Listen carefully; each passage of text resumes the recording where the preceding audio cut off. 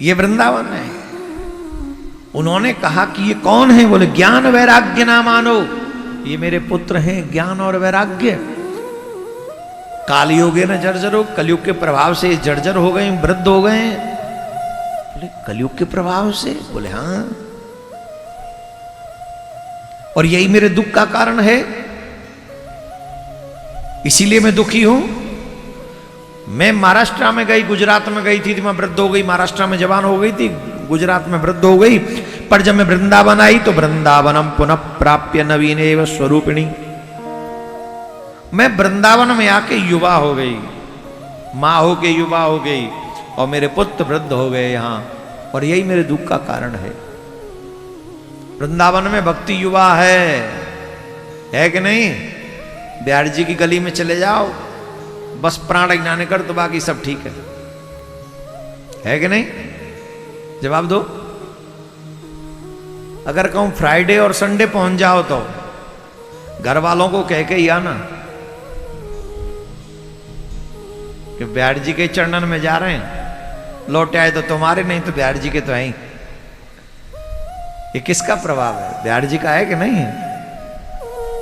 अरे बोलो, है कि नहीं है? नहीं है? नहीं है क्या? वृंदावन में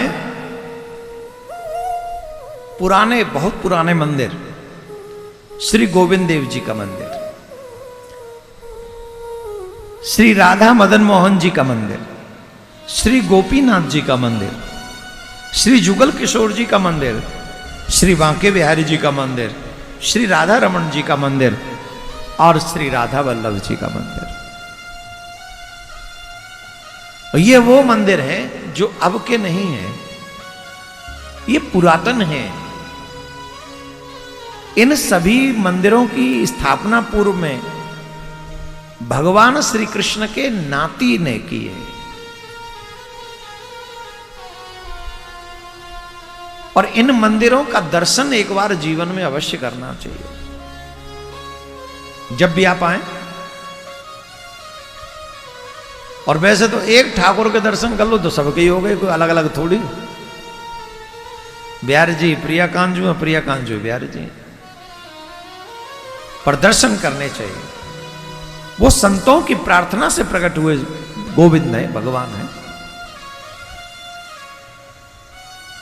दर्शन अवश्य करने चाहिए, हर जगह जाके दर्शन करना चाहिए। वृंदावन में भक्ति इसीलिए जवान है,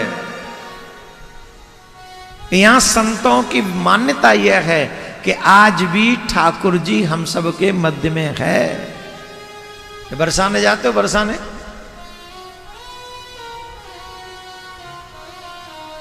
बरसाने में किशोरी जी आज भी कई भक्तों के साथ चमत्कार कर रही हैं, आज भी कर रहे हैं।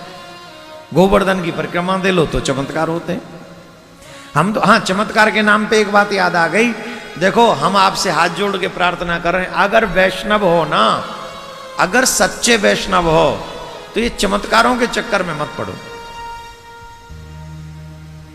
हम तो कहेंगे भगवान से भी चमत्कार की आशा मत रखो।